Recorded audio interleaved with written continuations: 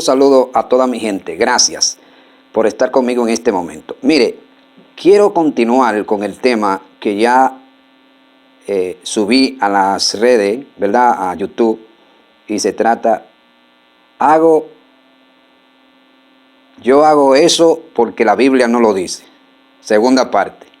Bien, esperamos que usted esté conmigo durante todos estos minutos. Vamos a hablar de este tema de tanto interés. En el tema anterior, ¿verdad? Habíamos hablado, según el versículo 2 de Romanos 12, donde dice, no os conforméis a este siglo, sino transformaos por medio de la renovación de vuestro entendimiento para que comprobéis cuál sea la voluntad de Dios agradable y perfecta. Habíamos dicho que ese versículo lo que quiere decir es que el creyente debe de confirmar, ¿verdad?, cuál es la perfecta voluntad de Dios en su vida. Es decir, debe de escudriñar, analizar y esperar la voz de Dios para que a través del Espíritu Santo le guíe y para que pueda hacer la voluntad de Dios. Es bueno entender y comprender que, como decía, la Biblia no lo dice todo.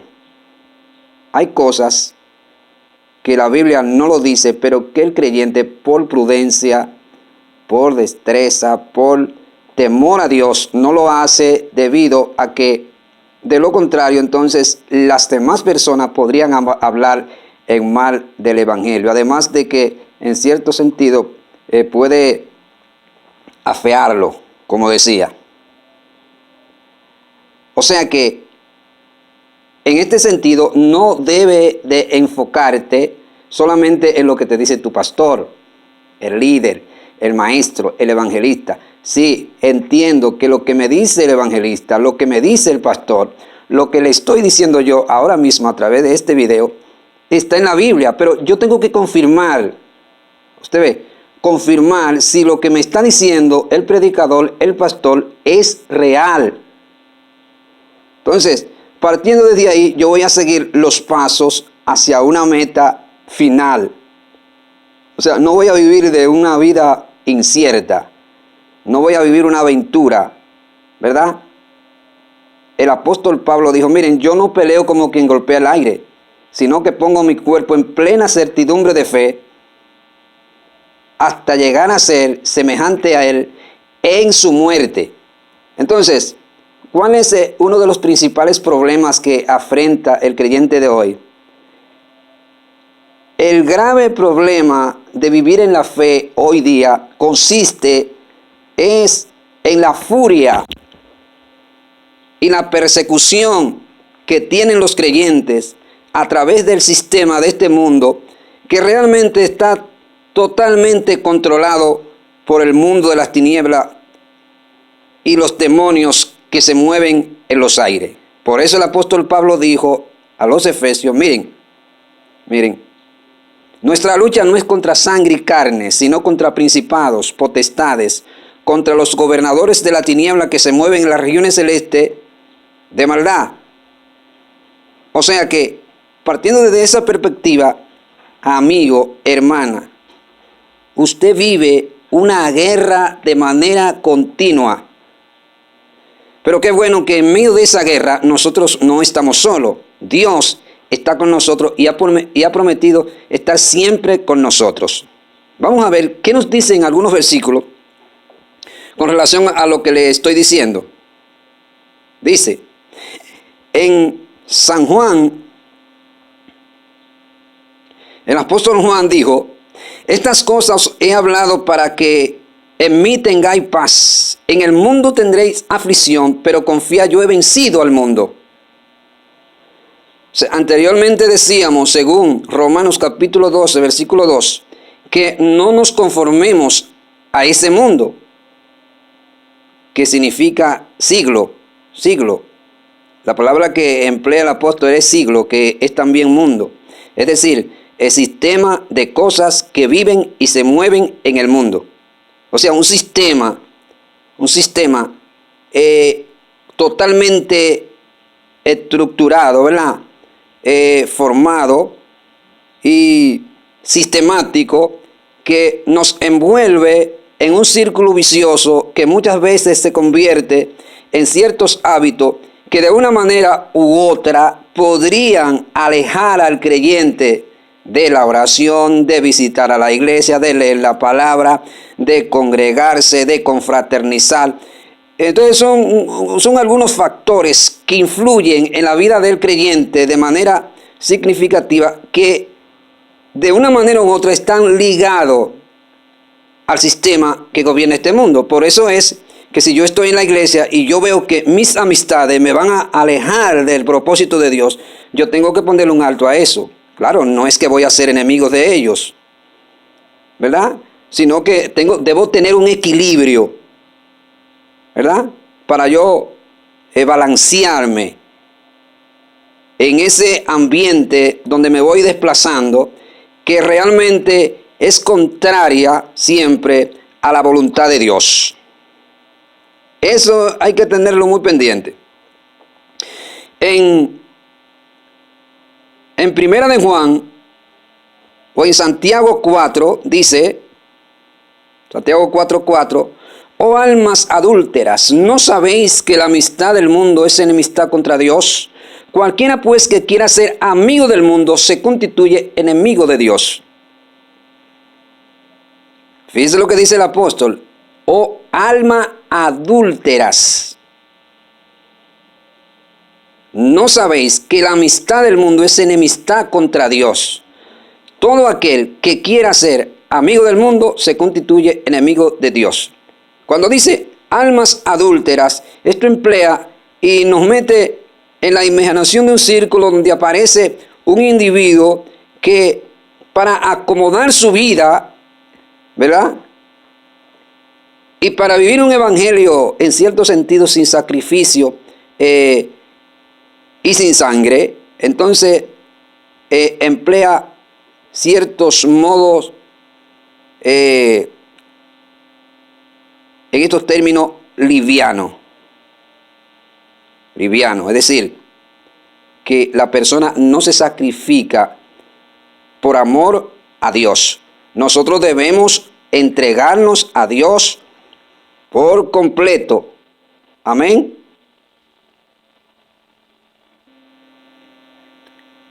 Hay que olvidarse de todo lo que nos rodea y que pudiera poner en juego nuestra consagración y nuestra visión del cielo. Vamos a ver, ¿qué nos dice en Tito capítulo 2, versículo 11 al 12? Escuche bien, porque la gracia de Dios se ha manifestado para salvación a todos los hombres, enseñándonos que renunciando a la impiedad y a los deseos mundanos, escuche bien, vivamos en este siglo sobria, justa y piadosamente.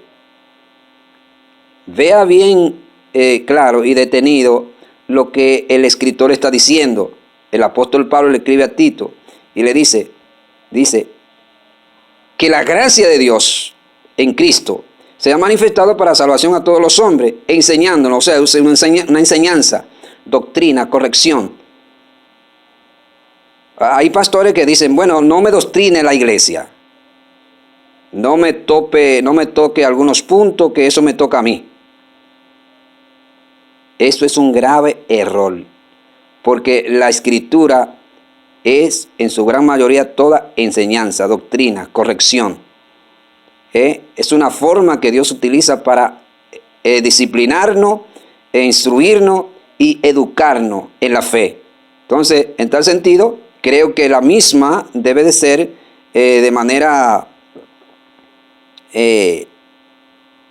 pública, se debe enseñar de manera pública. Y además la escritura dice que la Biblia, la profecía, no es de interpretación privada, porque nunca los santos hombres de Dios hablaron por su propia cuenta, sino que fueron inspirados por el Espíritu Santo. Es decir, que todo el contenido profético que está en la Biblia está totalmente escrito para que se enseñe. Y Dios puede usar a cualquier persona para enseñarla, siempre y cuando tenga el Espíritu de Dios y dé testimonio de la misma. Ahora, es preocupante, ¿verdad?, que en cierto sentido muchas iglesias viven una vida, entre comillas, secuestrada. Secuestrada porque los feligreses de X congregación se han limitado solamente a la visión del pastor, del líder. Sí, entendemos que el pastor, Dios lo puso, Dios lo escogió para que dirija la grey. Pero yo no puedo depender en mi fe de manera total de lo que dice el pastor, ¿verdad? Yo tengo que corroborar lo que dice el pastor a la luz de la Biblia. O sea, no es un capricho del pastor ni del líder, es lo que dice la Escritura. En este sentido, quiero decir que hay pastores y líderes que muchas veces ponen carga a la congregación que la Biblia no hace énfasis en eso. Porque vamos a hablar claro, una cosa no tiene que ver con la otra, ¿verdad? ¿Me entendió? O sea, se trata de no establecer normas que la Biblia no emplea, o la Biblia no habla de eso. ¿Cuál es el tema? Hago eso porque la Biblia no lo dice. Pero hermano, hay cosas que se entienden hasta por lógica que no son pecado. Pero no, hay pastores y líderes que son de capricho. No, esto es así porque yo soy el pastor. Pues no. Nosotros no le podemos poner carga a los hermanos que ellos nos puedan llevar. Ahora sí, hay cosas que aunque la Biblia no lo dice, se deben tener en cuenta porque hasta por lógica usted entiende, ¿verdad?, que no le agrada a Dios y que no hablan bien del Evangelio. De renunciando a los deseos mundanos. Fíjese que el apóstol dice que hay que renunciar. O sea, no es un asunto de que Dios va a tratar conmigo, que Dios me va a hablar, que el Señor sabe que yo soy débil. No, tienen que renunciar, proclamarlo por los labios. No lo haré más. Señor, dame fuerza, sosténme, perdóname y apartarse de eso. Porque entonces no funciona. Dice que hay que renunciar a los deseos mundanos. Ahora, ¿qué es un deseo mundano? Mire, los deseos mundanos están regularmente siempre muy ligados a lo que es al placer de la carne y al culto al cuerpo, que es lo que mayormente se hace en estos tiempos tan modernos. La gente vive de manera continua haciéndole culto al cuerpo. ¿Cómo funciona eso? Sencillamente a través de la industria de la moda, de la industria de la belleza, ¿verdad? Y entre otras cosas más que pudiéramos hablar de ella, pero el tiempo quizá no nos dé. Ahora, toda esa práctica, vea bien que está sumamente ligada a lo que es el sistema que gobierna este mundo. Anteriormente decíamos en Romanos capítulo 12, versículo 2, dice, no se conformen a este mundo. ¿Cómo se conforma este mundo? Oh, el mundo de hoy. El mundo del hombre moderno solamente piensa, oiga, en playas, cine, béisbol, y toda clase de vicio, placer, música, dinero, fama, ¿verdad? En todo ese ambiente está introducido ese sistema que gobierna el mundo y que de seguro que te persigue y que te quiere apartar. Ahora, alguien me preguntó en el lugar donde yo trabajo y me dijo, ¿puede un creyente ir a la playa? Y yo le dije, ¿qué busca un cristiano en una playa bañándose desnudo? Eso está de moda. Si usted va a la playa y se baña sin camisa, como sea, Eso es un problema, yo respeto su opinión. Pero ¿qué es lo que acontece? El ambiente que respira allí no es favorable para un creyente. ¿Por qué? Porque allí se promueve el placer de la carne, se promueve la lujuria, la lascivia y todas esas cosas que no le agradan a Dios. Por lo tanto, el creyente debe de evitar moverse, ¿verdad?, en aquel lugar y estar presente allí en esas actividades que son protagonizadas regularmente por personas que no quieren a Dios, no aman al Señor. Y usted diría, siervo, pero caramba, sí, no. Sí, no lo aman porque dicen que lo aman de labio, pero su corazón está muy lejos de Él. ¿Me escuchó? Entonces, usted y yo somos diferentes. No somos iguales. Sí, tenemos las mismas características, ¿verdad? Somos hechos a imagen y semejanza de Dios. Somos hermanos porque somos de un mismo país, de un mismo globo terráqueo. Pero el sistema de vida que vivimos es diferente. Nosotros vivimos un estilo de vida diferente. El creyente vive una vida muy divorciada de lo que es la vida terrenal y pasajera. Por eso el apóstol Juan dijo, miren, no améis al mundo ni las cosas que están en el mundo. Si alguno ama al mundo, el amor del Padre no está en él. Porque el deseo de la carne, escuche bien, el deseo de los ojos y la vanagloria de la vida no proviene del Padre, sino del mundo. Por ejemplo, hay creyentes que Dios lo ha bendecido y gloria a Dios. Yo creo en eso, hermano, creo en eso. Que Dios bendice y también enriquece. Pero, porque Dios me bendiga a mí económicamente, ¿usted cree que yo voy a dar 15,000 pesos o 10,000 pesos por unos tenis? Para yo andar lujeando en la calle, yendo a la iglesia lujeando. Donde hay tantas necesidades, donde hay tantos pobres que necesitan la mano amiga para que se le ayude, para que compre medicina o para que se le suple el pan.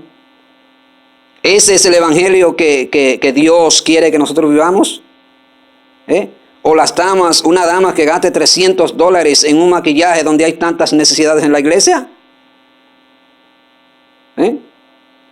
Por eso, querido hermano, es que el evangelio santo, inmaculado, está basado en el amor. En el amor. Pero ese amor que nosotros tenemos, hermanos, tenemos que alimentarlo con el Espíritu de Dios, el poder de Dios que Dios ha puesto en ti. Amén. Y eso va a provocar entonces que su vida sea santificada. No se puede santificar un creyente si el Espíritu de Dios no está en él. No se puede apartar un creyente de las cosas del mundo si el Espíritu de Dios no está en él. Le fortalece. Ahí está la diferencia. En que todos aquellos que tienen al Espíritu de Dios logran alejarse del mundo, no porque ellos quieran alejarse, porque esto no es fácil, esto es una pela que se está cogiendo aquí, sino porque el Espíritu de Dios que Dios ha derramado en usted lo aparta del placer de la carne, porque al usted tener el Espíritu de Dios, ese Espíritu de Dios hace morir las cosas terrenales que hay dentro de usted, y entonces usted logra alejarse de la misma y vivir en el Espíritu. De lo contrario, no se puede lograr esa victoria. El apóstol Juan dijo, ¿quién es el que vence al mundo sino el que cree que Jesús es el Hijo de Dios? Y esta es la victoria que ha vencido el mundo, nuestra fe. Pero la fe en Cristo tiene una parte práctica que hay que adaptarla a nuestra vida. E inclusive creo que el cuerpo hay que acostumbrarlo a ese ambiente. Usted ora, eso es una práctica. Usted ayuna, eso es una práctica. Y esa práctica, pues obviamente está acompañada de fe. Si no hay fe, no se puede mover en el mundo espiritual que Dios te ha metido para que le agrade a Él con tus actitudes, tu forma de ser, tu forma de caminar, de comportarte, de predicar. O sea, es todo un paquete, ¿verdad?, de normas, fe y principios que Dios ha puesto en nosotros para que nosotros la llevemos a cabo. Y obviamente la vamos a hacer, lo vamos a lograr a través de la fe y la fortaleza que Dios nos da a través del Espíritu Santo. Así es que esperamos que este tema haya sido de bendición y que nosotros entendamos que hay cosas que la Biblia no lo dice, pero que no se pueden hacer. Por ejemplo, le voy a poner un ejemplo muy sencillo. La persona crea un perfil, ¿verdad? Usted no ha oído mencionar el término que se usa. Esa persona es de bajo perfil. Una persona humilde, sencilla, ¿verdad? Que es una cosa, pero que no lo aparenta en algunos aspectos. Por ejemplo, hay personas que están bien económicamente, pero viven en un perfil bajo. Es decir, se visten de manera sencilla, ¿verdad? Etcétera. Pero en el caso nuestro, hay cosas que nosotros no la podemos hacer porque no le agrada a Dios y porque no habla bien del Evangelio. Por ejemplo, en el caso de las damas, que son las que más utilizan, ¿verdad?, la forma de vestir y siempre están pendientes de su belleza y todo lo que se ponen. ¿Cómo crece una joven desde niña? Bueno, crece en un ambiente familiar, de la vecindad, del colegio, y se desarrolla en la universidad, etc. Pero esta persona crece y se desarrolla con costumbres, ¿verdad?, que no están ligadas al Evangelio. Eso es así, hermano. Quizás usted no está de acuerdo conmigo, pero es así. ¿Y cuáles son esas costumbres? Oh, pero lo vemos a diario lo vemos. ¿Cómo andan las damas y las jóvenes que no son cristianas? Ropas ceñidas al cuerpo, ojos pintados, labios pintados, uñas pintadas, cabellos pintados. O sea, es una práctica que va dirigida única y exclusivamente a darle culto al cuerpo. Querido amigo, eso hasta por lógica se entiende. Entonces, cuando viene y se convierte a Cristo y entra a la iglesia, entonces ¿quiere seguir de esa misma forma? Pues no. Eso no es permitido por Dios, porque eso es una práctica que viene del mundo. ¿Me entendió? Entonces, cuando viene a la iglesia tiene que soltar todo eso.